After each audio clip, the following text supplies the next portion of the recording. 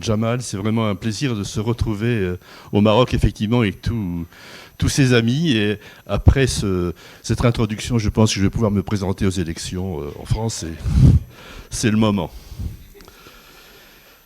Alors, effectivement, il y a maintenant un progrès dans la prise en charge de l'obésité, et c'est tout de même une grande nouveauté. Voici mes liens d'intérêt avec ma présentation. Alors, tout d'abord, en France, voilà comment ça se passe. Nous avons une étude qui est faite tous les 3 ans, qui s'appelle Obé-Piroche, et qui montre l'état du surpoids et de l'obésité en France. Et vous voyez que l'obésité, c'est 17% de la population entre 18 ans et 70 ans. Et le surpoids, c'est presque la moitié de la population. Et ce qui est plus inquiétant, comme l'a montré Suzanne, c'est que cette progression, elle est constante. Et en 25 ans, eh bien, la prévalence de l'obésité a doublé, avec une prédisposition notamment chez les femmes.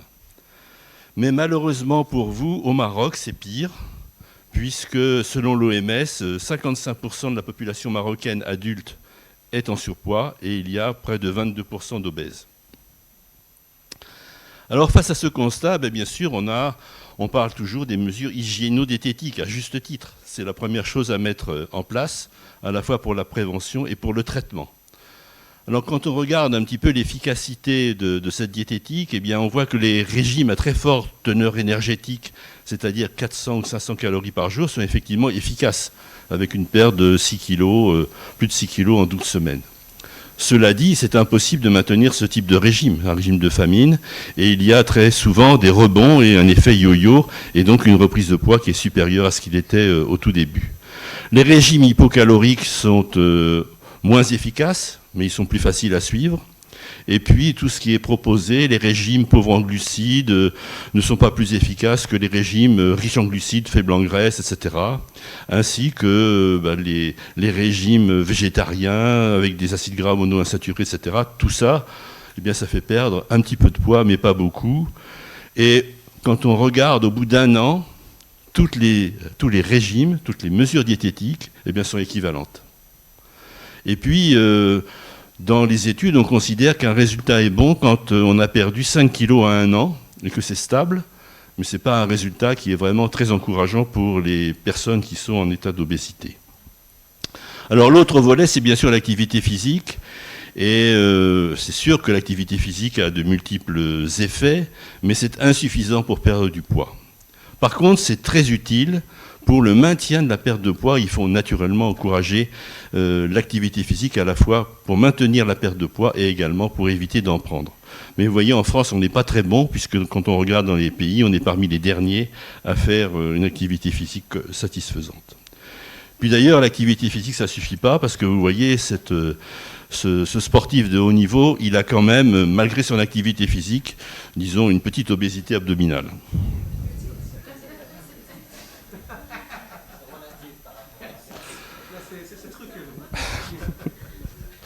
Alors, à part les mesures hygiéno-diététiques, eh bien, comme très souvent, comme vous le savez tous, on parvient à des échecs, sauf dans des cas privilégiés, eh bien, on avait la chirurgie bariatrique. Voici les chirurgies qui sont réalisées en France.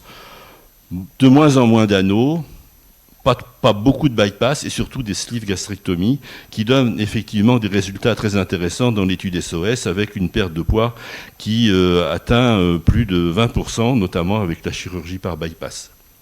Mais c'est une chirurgie, comme vous savez, qui est mutilante, pour laquelle il n'y a pas de retour en arrière et qui entraîne des complications et des nuisances très importantes sur le plan de la nutrition et sur le plan social. Alors, qu'en est-il des médicaments ? Passons rapidement, quand j'étais jeune, eh bien, on avait les obésologues qui préparaient des produits magistraux avec des amphétamines, des diurétiques, des hormones thyroïdiennes, des laxatifs. Effectivement, les gens perdaient du poids, mais au prix d'être franchement malades. Alors, il y a eu beaucoup de médicaments, je vous ai fait la liste ici, qui sont maintenant retirés du commerce, l'Isoméride, la Complia, le Sibutral, le Mediator. Et puis, donc tout ça est passé dans les trappes de l'histoire. Parmi les médicaments du diabète, jusqu'alors, certains avaient un effet neutre, comme la metformine, et d'autres favorisaient plutôt la prise de poids, comme les sulfamides et l'insuline. Le seul médicament qui restait commercialisé, c'est le Xenical, un inhibiteur des lipases intestinales, qui finalement est assez peu efficace, mais c'est tout ce qu'il y avait jusqu'alors. Et puis, quand vous regardez Internet, eh bien, vous avez des solutions miracles, et ce qui est très à la mode en ce moment, c'est le vinaigre de cidre, qui fait dissoudre les graisses. Ça fait surtout dissoudre un peu le portefeuille. Et c'est d'une efficacité. C'est vrai que si vous prenez que du vinaigre du cidre, c'est sûr que vous allez perdre du poids parce que vous aurez tellement mal à l'estomac que vous n'allez pas manger beaucoup. Alors, il y a des nouveaux médicaments, j'y viens, qui sont maintenant de plus en plus efficaces. Je passe rapidement sur les inhibiteurs des SGLT2, qui sont très intéressants sur le plan de la protection cardiovasculaire et rénale, et qui font perdre un petit peu de poids par le biais d'une fuite calorique, comme il y a une augmentation de la glycosurie, fuite calorique urinaire. Et donc, dans les différentes études que vous voyez ici, que vous connaissez tous, eh bien, il y a une perte de poids entre 2 et 3 kilos. Donc c'est bien, c'est un bon début, mais ce n'est pas ça qui va motiver la prescription de cette classe médicamenteuse pour perdre du poids. Le grand tournant, c'était l'apparition des incrétinomimétiques, et notamment avec le liraglutide dans l'étude LEADER, vous voyez, avec le Victoza, bien une perte de poids de un peu moins de 3 kg.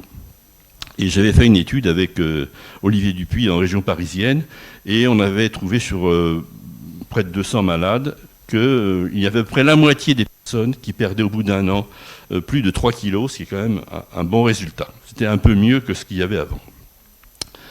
Alors quand on regarde maintenant les études avec du liraglutide plus dosé, qui s'appelle le Saxenda, on voit dans ces différentes études Squall une perte de poids qui avoisine, qui va entre 6 et 8 kg et demi, ce qui donne quand même des résultats qui sont assez significatifs. Un autre tournant est arrivé avec les analogues des récepteurs du GLP-1 de longue durée d'action avec une injection hebdomadaire. Le Trulicity dans les études Howard perd de 1 à 3 kg, mais cela dit avec une utilisation des plus fortes doses. La dose maximale, c'est 4,5 mg. On voit qu'on arrive à une perte de 5 kg, ce qui commence à devenir significatif. Alors, la grande vedette, c'est naturellement, vous en entendez parler, le sémaglutide, le Ozempic, donc également une forme hebdomadaire d'analogue du récepteur du GLP-1, avec cette fois des pertes de poids qui deviennent très intéressantes. Vous voyez dans l'étude versus le dulaglutide, il fait mieux que le dulaglutide, et donc une perte de 6,5 kg, avec une injection par semaine à la dose d'1 mg. Ces résultats étaient tellement intéressants que ça fait le buzz sur Internet, et puis il y a eu un mésusage avec une surprescription de ce type de médicament qui est au départ destiné aux diabétiques et qui a été dévié vers l'utilisation chez les sujets en état en surcharge pondérale ou en obésité, et avec en France une pénurie de ces médicaments qu'on ne trouve plus pour les malades diabétiques.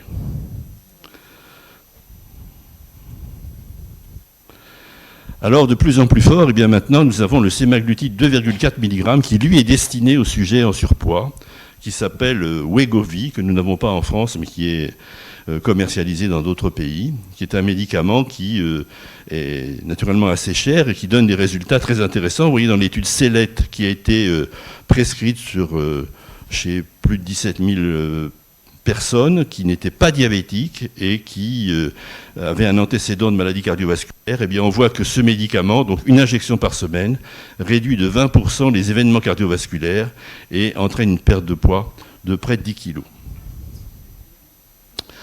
Alors, pour éviter les injections, eh bien, et c'est mon ami Martin Buscard qui m'a appris ça, qu'il y avait maintenant en Belgique du sémaglutide par voie orale.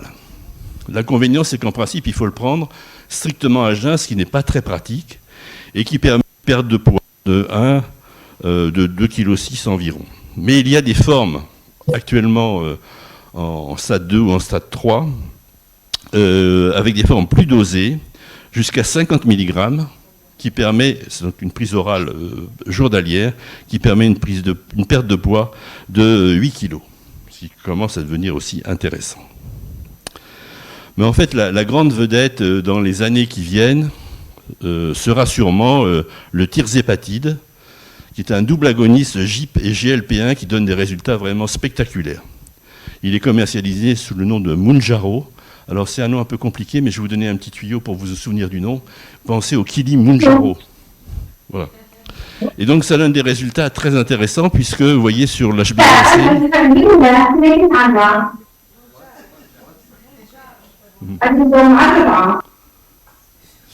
Bon. J'ai dit quelque chose qu'il ne fallait pas? Donc une diminution de l'HbA1c, puisque c'est un médicament qui, a priori, au départ, était destiné aux diabétiques de type 2, eh bien une perte de l'HbA1c de 2,3%. Et puis sur le plan pondéral, alors c'est vraiment spectaculaire, puisque vous voyez, il y a trois dosages, 5, 10 et 15 mg. Et à 15 mg, vous avez une perte de poids qui atteint 20% du poids initial, et donc qui rejoint presque, ou même qui avoisine fortement les résultats de la chirurgie bariatrique. Donc vraiment un médicament très intéressant et qui a été récemment commercialisé aux États-Unis, il y a très très peu de temps, pour perdre du poids. Cela dit, le coût, c'est $1000 par mois. Alors, une étude qui a été faite strictement destinée au sujet en état de surpoids, et on voit que dans cette étude Surmount, eh bien, avec la forme la plus dosée, c'est-à-dire 15 mg du tirzépatide, eh bien, on obtient une perte de poids de 21% ou de 23,6 kg, ce qui est vraiment très voisin de la chirurgie bariatrique. Petit écueil dans cette étude qui s'appelle Surmount 4. Vous voyez la première partie du traitement qui a été fait avec du tirzépatide, donc une injection par semaine, poids de départ 107 kg, et puis au bout de 30 semaines, eh bien, on obtient 85,2 kg, donc une perte de poids très significative. Et puis ensuite, on a réparti les personnes en deux bras, passage à un placebo ou bien poursuite du tirzépatide, et vous voyez que ceux qui ont tiré par malheur le placebo, eh bien, ils ont repris presque 12 kilos à la fin de l'étude, alors que les autres ont continué à en perdre. C'est donc un médicament qui très intéressant, mais qui pose problème pour le suivi de ces malades. Alors, il y a beaucoup de médicaments en cours d'étude. Je vous fais une liste assez rapide, parce que je n'ai pas le temps de m'attarder sur chacun d'eux. D'abord, un autre analogue des récepteurs du GLP-1 oral, l'orfoglipron, qui donne des résultats intéressants, 14% de diminution de perte de poids. Le rétatrutide, qui est en phase 3, qui est un triple agoniste, GIP, glucagon, GLP-1, qui lui aussi semble très efficace. Un médicament que les Français ont refusé, qui s'appelle le bupropion, associé à un autre médicament qui s'appelle le naltrexone, et qui, en France, on a considéré qu'il y avait potentiellement trop d'effets secondaires. Et puis des coagonistes récepteurs du GLP-1 et du glucagon, servodutide, masdutide. Et puis l'épinoglutide, qui serait particulièrement intéressant pour la prévention de la MASH. Enfin, un médicament qui est plein de promesses aussi, l'AMG 133, avec une injection par mois, cette fois, et donc des résultats aussi très spectaculaires. Et puis enfin, le calcicéma, qui est un agoniste récepteur du GLP-1 et un analogue de l'amyline. Je ne sais pas si tous ces médicaments arriveront sur le marché, mais en fait, ils sont quand même potentiellement très intéressants. Alors, quand on regarde maintenant les résultats de ces différents médicaments, vous avez ici les médicaments par voie orale, et puis à gauche, la perte de poids sous traitement, en pourcentage ou en kilos. Et vous avez donc les inhibiteurs des SGLT2, le SEMA oral à 50 mg et l'orfoglipron. Ici, vous avez les médicaments sous-cutanés journaliers, donc essentiellement le liraglutide. Ici, les injections hebdomadaires avec le tirzépatide qui se sort le mieux de ces résultats. Et puis, l'injection mensuelle de l'AMG 13 qui aussi semble très intéressant. Alors les questions qui se posent tout de même, c'est de savoir, ces médicaments qui sont très chers, à qui va-t-on les réserver? Uniquement aux personnes qui ont une obésité morbide, aux obésités compliquées, aux patients avec des comorbidités? Pendant combien de temps? Puisque vous avez vu que le risque, c'est la récidive de la prise de poids. Et à quelle dose? On peut imaginer d'essayer d'espacer les injections, de diminuer les doses de façon à stabiliser les choses. Quels effets secondaires à long terme? Là, on ne sait pas trop. Peut-être que se passera-t-il dans 10 ou 15 ans? Qui les prescrira? Est-ce que ce sera les médecins généralistes, les spécialistes? Est-ce que les gens pourront l'avoir directement sur Internet? Et enfin, quel sera le coût? Puisque je vous ai dit qu'aux États-Unis, c'était à peu près 1 000 $ par mois. Voilà où nous en sommes. Et puis, je voudrais revenir sur un point important. C'est quand vous voyez ce tableau de Bottero, vous voyez le mari est franchement obèse, la mère aussi, et les enfants également, et vous vous dites, c'est la génétique. C'est la génétique.